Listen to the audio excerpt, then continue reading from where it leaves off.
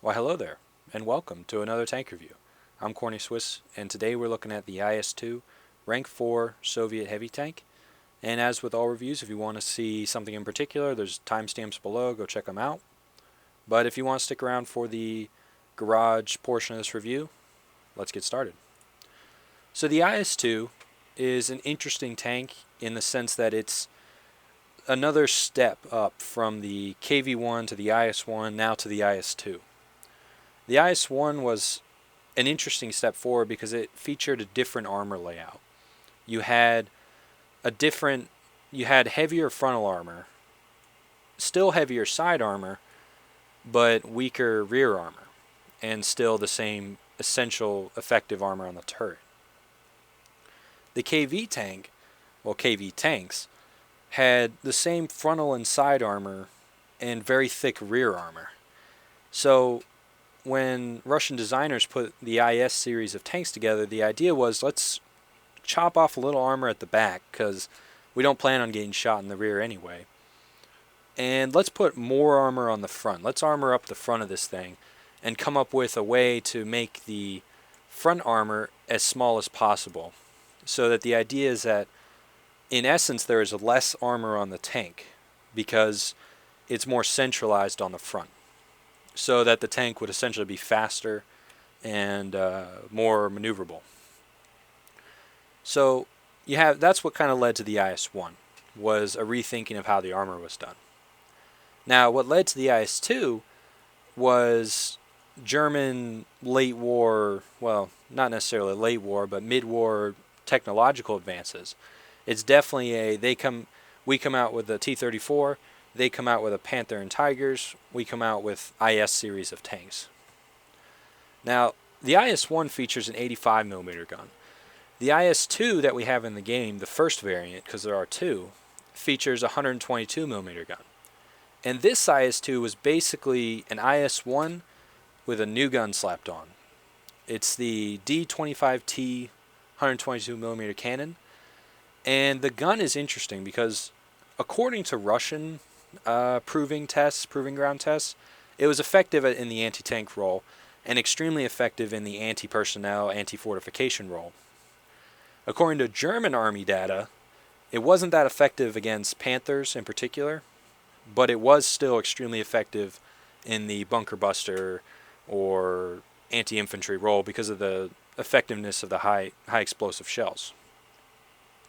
But the key thing to take from it is that even though the round may not be as effective against armor as you would like, it still delivers 3.5 times more kinetic energy than the 85mm gun on the previous tanks. So what are you getting at there? That means it effectively has more penetration because it's hitting things harder. It's going to break more things when it does hit. So that's what kind of makes the armor piercing side of this tank work. But I talked about the armor layout. At the front, it's 120 millimeters, 90 at the side, 60 at the rear. Well, that's not entirely true. Let's zoom in. The 120 millimeters are right there. That is the front armor of this tank. It's not that much. It's not this for sure. This basically counts as side armor, which is 90 millimeters. You have this upper glacis here, which is 60 millimeters, but it is very heavily sloped, so it's way thicker than that. It's actually thicker than the front armor of the tank right here, just because of the sloping. However, it's still not horribly thick. It's about 170 millimeters at the best, whereas this is 140 thanks to sloping. The lower plate is 100 millimeters thick, and with the sloping, it's about 125 to 130. So what does that mean? That means the front of this tank isn't, based on the in-game, what the guns it sees, the front of this tank isn't that heavily armored by any stretch of the imagination. If they shoot you right here, the issue there you're going to have is that even though it is sloped, it's mostly flat. 88mm gun will get through that and wreck you. Now, if they hit you here, it's unlikely because of just the angle. The angle will probably save you more than anything. And the lower plate, I mean, maybe, but it's basically the same thickness as this. So they might as well just shoot you right here. This side, the sort of the side armor that wraps around the shoulders of the tank, I guess, is 90 millimeters, but thanks to the sloping, it is in fact thicker than the 120 millimeters at the front. And obviously, as you go around the side, it gets thicker and thicker and thicker, and it's no point shooting it there. I mean, at the very edge, it's 1500 millimeters. That's pretty good. But that doesn't matter a whole lot because they're not going to be shooting you there. Now, a lot of the KV series of tanks, you wanted to angle because they had really good side armor. And you'd think when you see this, oh, 120 millimeters of front armor, 90 millimeters side armor, I can angle that. Well, you can and you can't. You can to some degree if you are able to stick your gun around the corner and only show them like this much of the tank, just this 120 millimeter plate. If you don't have a wall right here, angling is actually not effective because now you've made this 90 millimeter section less effective. It's now effectively 100 millimeters. And obviously it increases as you go down the line, but now you've given them this target instead. So you really can't angle either way in this tank unless you're going around a building. And I would say side scraping isn't even that effective because to cover, I guess, your lower plate, you give them this. So you don't really want to side scrape. You more or less want to come out at like put the wall right here and hopefully get the gun around the corner. I mean, and obviously flat on from the side, 90 millimeters, 100 on the turret. I mean, you're going to get knocked out if you get a shot from the side. It's especially from powerful German guns, and obviously 60 at the rear. I mean, but you don't plan to get shot in the rear. So with that, let's move on to the turret. The turret is, as advertised, 100 millimeters of armor all the way around. Just 360s, all armor. What does this mean?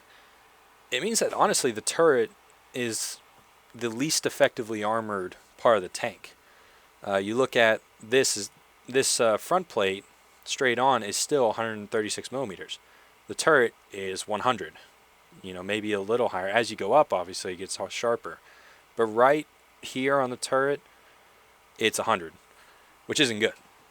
The most effective way, in my opinion, to knock out this tank is to shoot it to the right of the gun if it's facing you right here. And if we flash up the X-ray mode, you'll see exactly why. So let's say you fire a round through the front right part of the turret. Right here. Right there. Look, now the first person who gets the good news is the gunner. The gunner's going to get toasted. The commander's likely going to get toasted as well. And on your way to the back of the turret, you're likely to hit this ammo supply.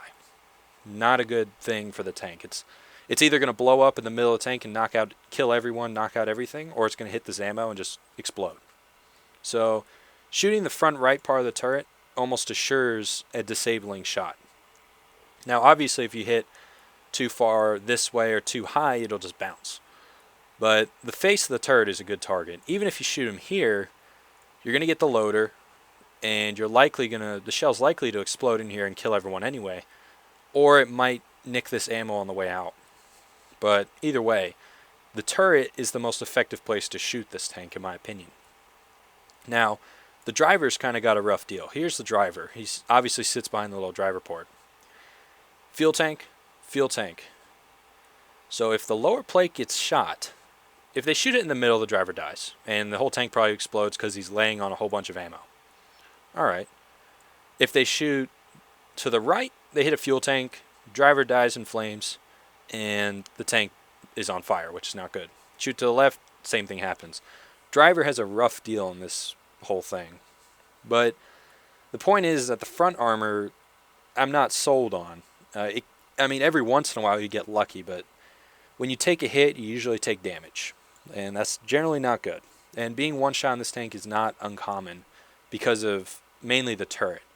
I know when I fight IS-2s, I just shoot it in the turret all day long and just knock them out. If the first shot doesn't knock them out, the second shot will, because the first shot has disabled them to the point where they can't return fire. So something to think about. You really have to be careful with how you present yourself when you're engaging an enemy who's ready for you. That's true with every tank, but it's less true with some tanks like the Ferdinand, and to some degree the IS-4 and things like that. So that's it for basically the armor. And in terms of layout, just flash it up again. Yeah, the fuel tanks are here. In the back, you have the engine, radiator in the back here, and then the transmission right there. So if you want to light it on fire from the front, fuel tanks are where to go. Obviously, if you shoot it anywhere back here, you're going to light it on fire. Anywhere up here, you're just going to blow the whole thing up. Side shots into the ammo is always nice. If you hit them here, it'll likely just kill everybody. So shooting the turret, I guess the moral of the story is shoot the turret. The turret is a good place to shoot, unless it's like angled like this, in which case maybe not. But you can just shoot him here and it'll do the same thing, because there happens to be a little bit of ammo right there. Go figure. But let's move on to the gun. So gun performance. It's the 122mm D25T, 28 rounds of ammunition.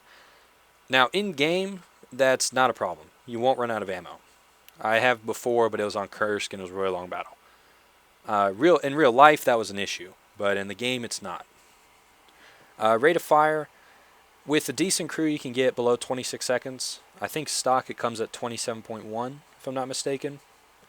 But the rate of fire is slow, but with that, it's manageable, right? You don't want to go rush around the corner and face like 3 tanks, fire your round, and then just wait to be shot. You definitely want to play the peek-a-bang strategy, where you come out, shoot someone, and back up into cover to reload. And the reason the reload time is so long is because these big 122mm guns have a 2-part reload, where you have like a charge and then you have like the projectile, or the shell and then the charge, you know. So it's a very labor-intensive process to reload this thing. But the X-ray also gives us a little more information on the gun depression. 3 degrees of gun depression, 21 degrees of elevation. The main reason is the breech of this gun is huge, right? It's a big gun. It's got a big breech, and it can only go up so much before it hits the top of the tank. And even to some degree, it can only go so far down before it hits the top of the tank, the barrel. So what does this mean? Poor gun depression. It can get you killed, but if you are aware of it, you can play around it. It's like anything. If you know it's a limitation, you can play around it. So something to keep in mind. Turret rotation, 14 degrees a second.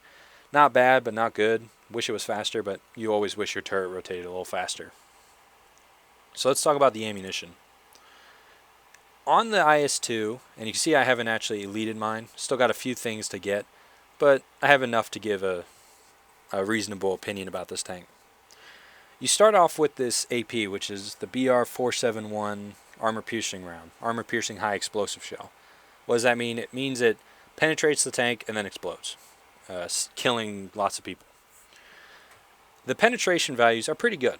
It's a 25 kilogram shell at 800 meters per second muzzle velocity, 200 millimeters at 10 meters, 167 at 500 meters, and 123 at 2,000 meters. That's good enough. That's adequate. That's plenty good for what this tank is going to see. Now the BR-471B though is a better round because of the ballistic cap that's on it. It gives it more punch. Same weight, same muzzle velocity, but the armor penetration goes up by it goes up by 7 millimeters at 10 meters. And as you can see, 500 meters, 170 millimeters penetration, 2,000, 135 millimeters penetration. It has enough penetration at 2,000 meters to still penetrate the front of a King Tiger's turret, which is important. But you won't be engaging things at 2,000 meters because the gun doesn't behave that well at 2,000 meters. It's not designed to shoot that far. But the key thing is that the upgraded shells, actually, it makes a difference, but it's a slight difference. And the gun, I mean, this is the same gun the IS-3 and the IS-4 have. So you can imagine it'll be effective against everything this tank sees, which is perfectly fine by me. HE shell, haven't fired one from it because 122mm HE shells isn't effective against tanks at this tier. I mean, it'll be effective against like flak trucks, but not against German tanks at this tier. I mean, only 42mm penetration. That kind of tells you what's happening. Same weight, same muzzle velocity, which is nice, but it just doesn't have the punch that you need. So you should probably always go with a full load of AP, whether it's the B ammunition or the standard ammunition. So that being said, what do you kind of get with the gun? You get a lot of punch. If you land the shell on them, they are going to feel it, and they're probably going to die. You're going to see that. I shoot at some tigers, and if the tiger gets hit in the front, it's toast. I mean, so many things get broken, and basically the entire crew dies, which is unfortunate for the tiger, but fortunate for the IS-2. And let's take a moment to look at what this tank is going to see. So let's bring up the little research tree. You're going to see a lot of panthers, you're going to see a lot of tigers. Any tier where you can see tigers or you can see panthers, you are going to see tons of tigers and tons of panthers. And to some degree, you'll see king tigers. Some degree, you'll see these panther variants. But most of the time, it's the first panther and a whole bunch of tigers. And that kind of makes sense because it's a 6.0 battle rating. The tiger's a 5.7 and the panther's a 6.0. So there you go. But an overview of this tank.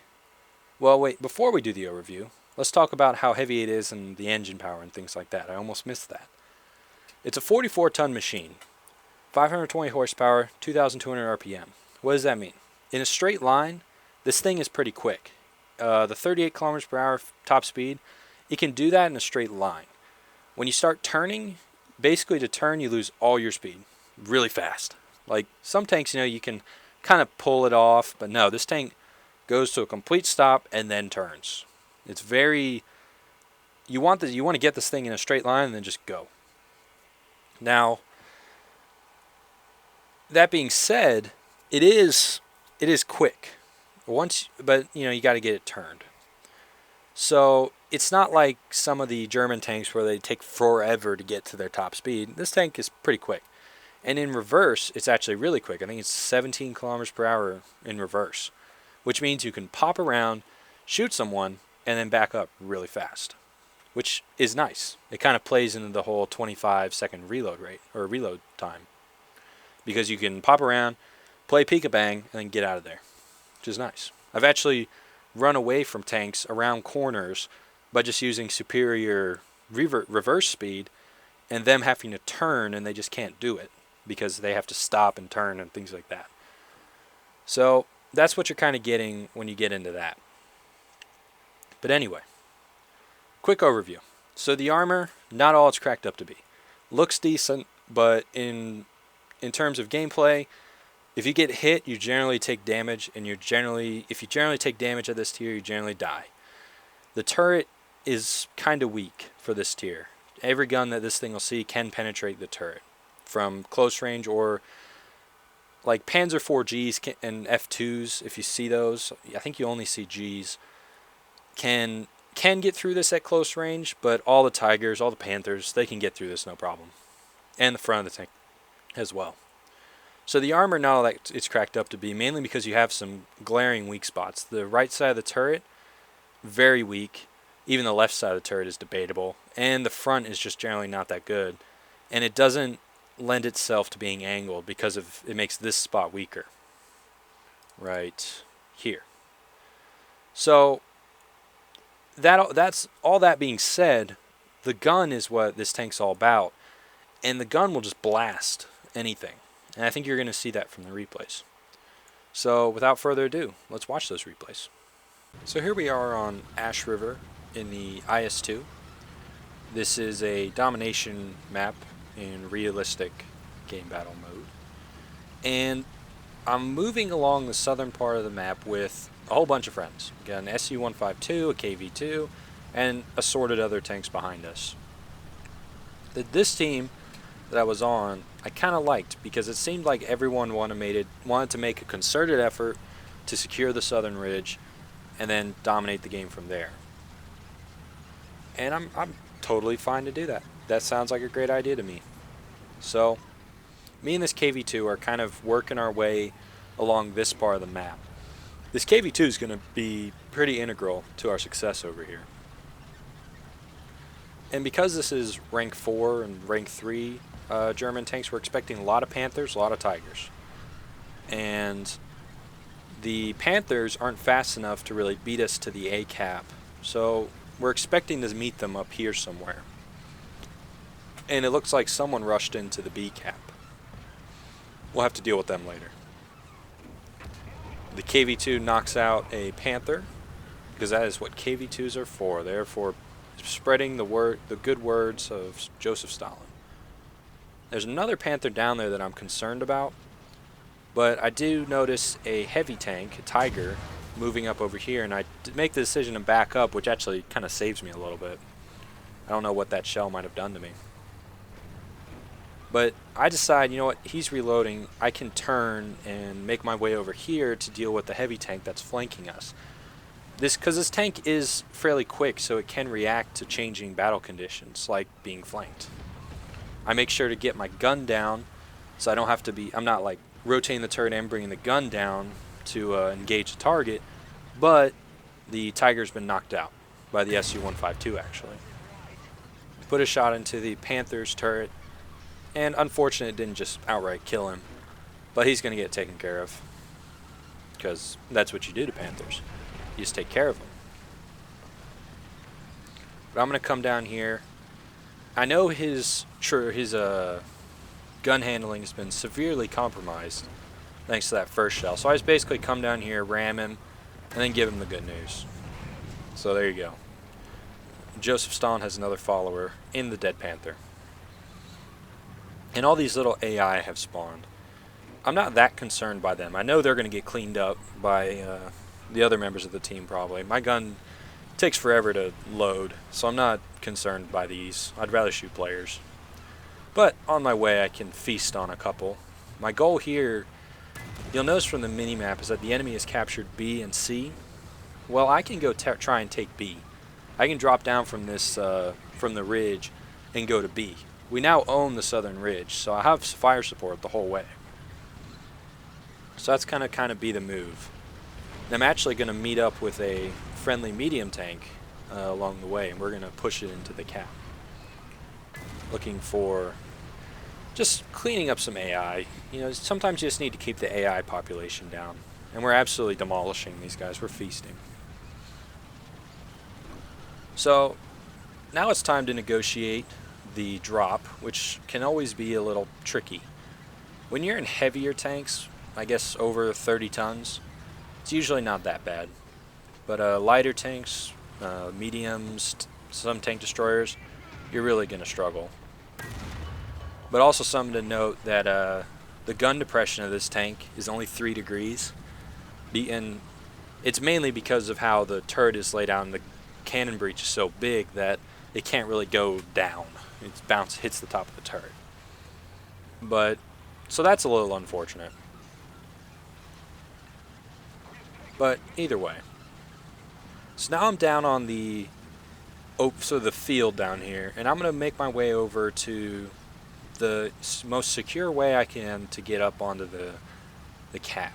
Once I'm up there, I feel good about staying there, because they're going to have to cross the bridge really to fight me, and we have a bunch of guys on the ridge who are going to be providing fire support and keeping them back.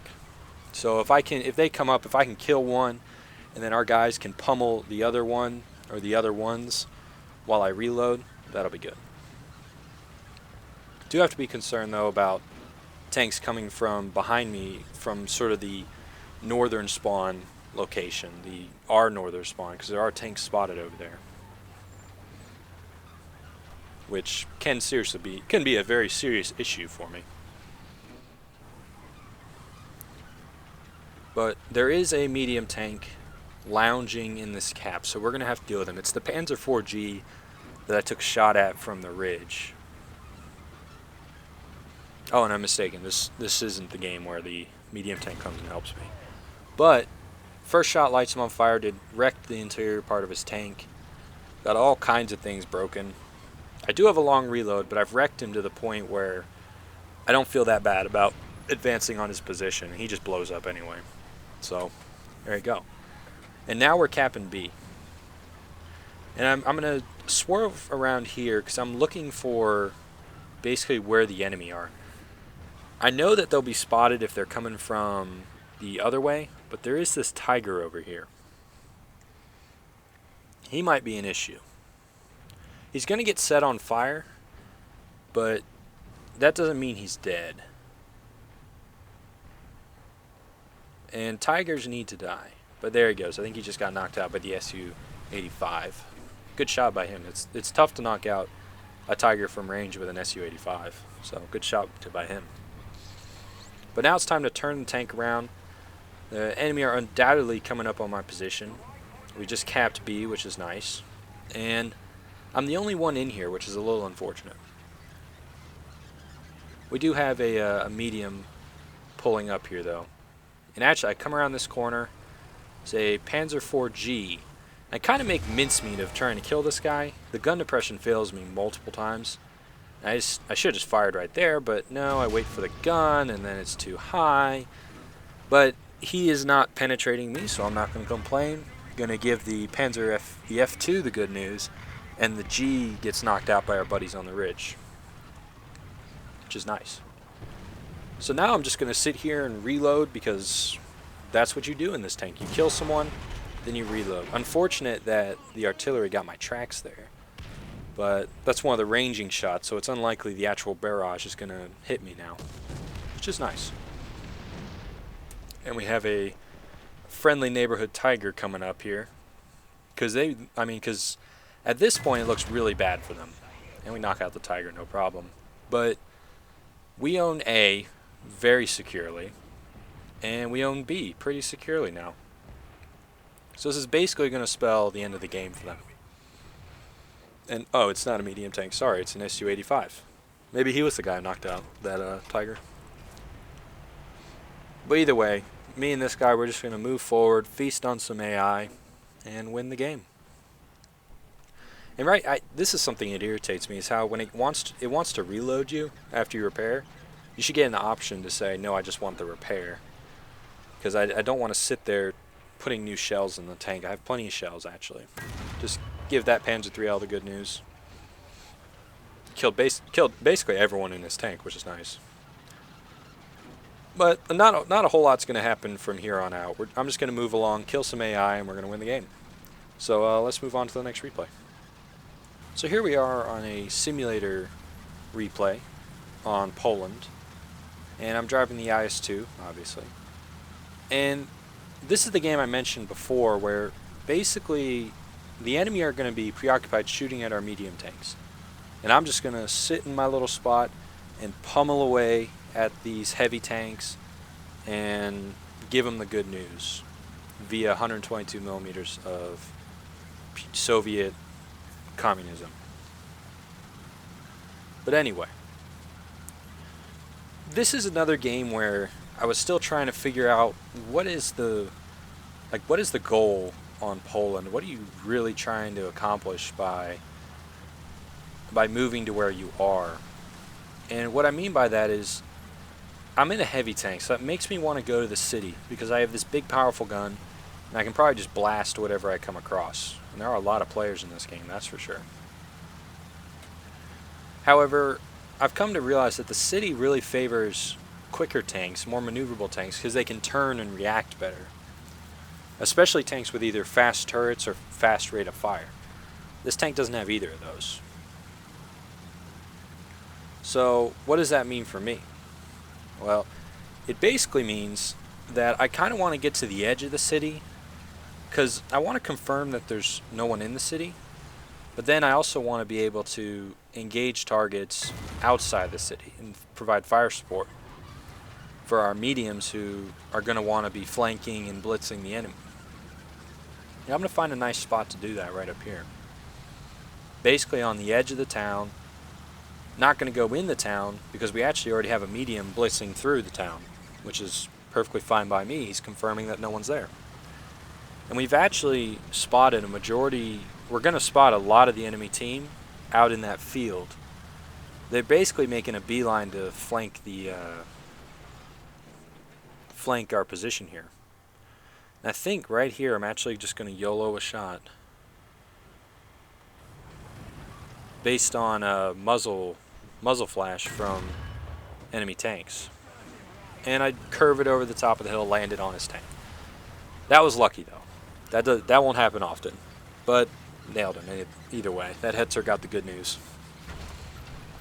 But right up here to the right, I believe, is where my little spot's going to be for a majority of the game.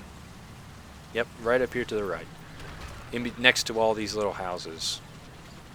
I'm going to use them as cover for when I'm reloading, but it also gives me avenues of fire that basically will try and cut off their advance. So you see also this panther is making bold life choices. Saw his gun barrel there, and then he like phased out, and then he popped right back in. Comes around the corner a little too much, and we pop his turret like so. That basically secures this part of the town. I don't think there's anyone else here, and his little flaming wreck there gives me some cover in the way of visual concealment. So he's serving a purpose.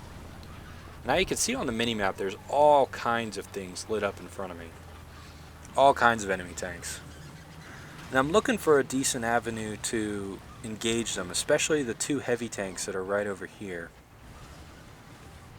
I think ultimately what I decided to do is not go around that corner, but instead go around the other side of the house and use that. But there is a whole bunch of heavy tanks, and that shell comes in, and that basically tells me, okay, I don't want to sit here anymore.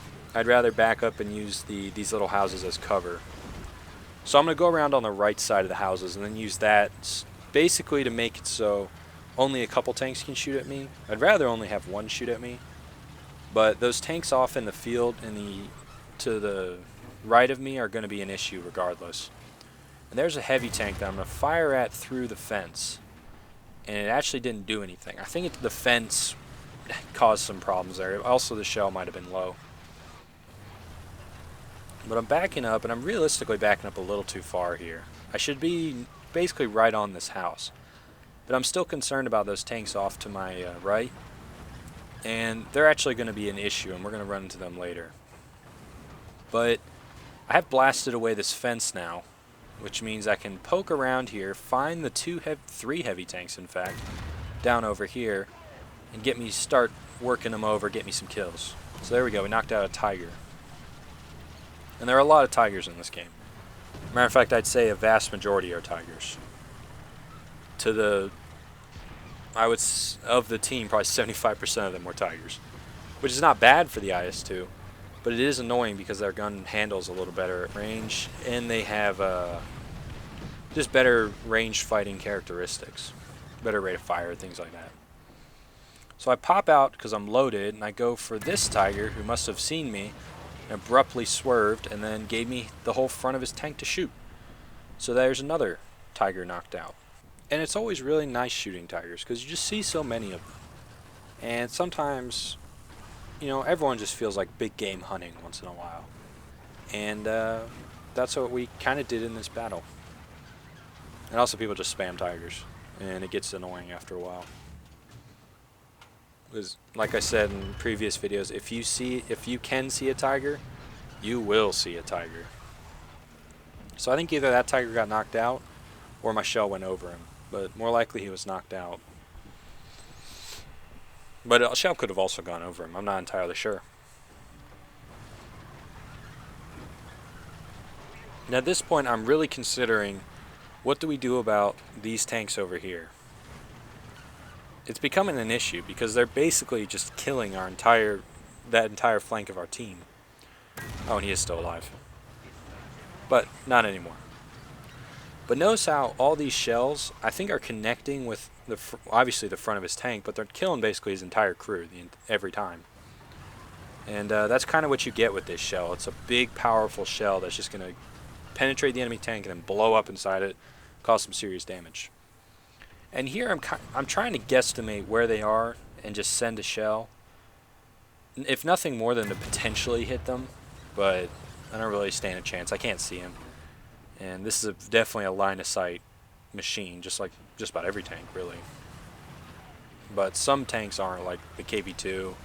You can definitely engage targets without line of sight.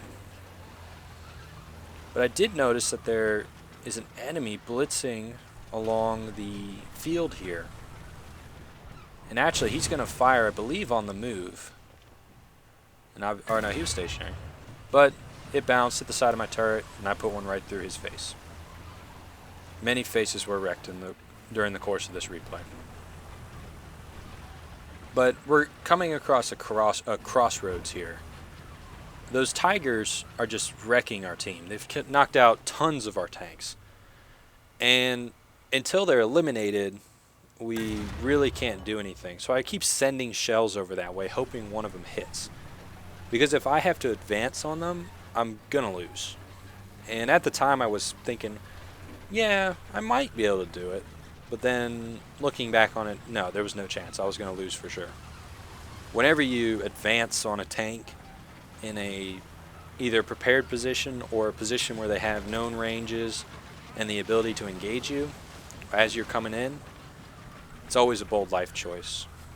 And but at this point in the battle, you have to do something. So I tell my teammates to cover me. It's not going to do a whole lot, but because before we had just a whole bunch of mediums in that field to the east of me, now we have none. So that's really an issue for us. And actually, there's going to be a medium tank that's going to be coming from their cap zone that's going to be an issue for me, in addition to their heavy tanks. And I can't see these guys. The undergrowth is too much for me to be able to spot them. So the only thing I can do right here is keep moving, note where the shells are coming in, and try and hit them as I'm approaching. Because I can see where these shells are coming from, but as soon as I came into this little wooded area, I knew I was done. There's not really going to be anything I can do. I can't see them. They can clearly see me because just of how accurate the fire is. And that's going to really sort of be the nail in the coffin for me. There's not a whole lot you can do. Use my fire extinguishers there, but they have known they hit me good. They're going to hit me again. Rate of fire's I think decrease, and then I get knocked out. And you'll be able to see from the death cam how I got knocked out, which is unfortunate. But let's move on, shall we? So opinion time. What do I think of the IS-2? In my opinion, it's another one of these medium-heavy hybrids that are in the game. It's great in its role, and its role is to deliver a heavy shell onto the target, hopefully onto the target, and blast whatever it hits. It's not designed to sort of lead the charge. Leading the charge would be for the medium tanks that have that quick rate of fire and can really send rounds down range. The IS-2 is supposed to be that heavier counterpart that runs with the mediums but can knock out heavier targets, fortifications, and support ground troops by using its high explosive shells. What does this mean in terms of gameplay? The gun is what this tank's all about. Like I've just mentioned, the armor-piercing shells on it are plenty adequate at just about every range to deal with the front of German tanks. Tigers, no problem. King Tigers, you need to hit the turret. Jagd Panthers they're tricky because of how the sloping is, but you can still kill them. Ferdinands, I mean, everything struggles to kill Ferdinands, but hitting them with a 122mm shell certainly goes a long way in shortening their lifespan. The key you have to remember with this tank is the armor won't save you. What you need to do is use your speed to get into positions where you can engage on your terms. That means, flanking if you can, or just getting close enough before you engage them that you have a fairly good chance of getting your shot on target. And that varies player to player. My comfortable engagement range, I think, is about, I use that term like it's a great term, but, take it as you will. I feel good about engaging targets about 800 meters. That's where this tank is still really effective in terms of penetration, and I'm confident I can get the shells on target. So, but I've played with, playing Russian heavy tanks all the way up, you get the idea of what it is like firing the D-25T, because they all have it. So I have played with this gun a lot. I would recommend if this is your first Russian heavy tank with the 122mm gun, definitely take it into test drive, feel it out, and shoot some targets at known ranges so you can kind of get an idea of how the gun feels.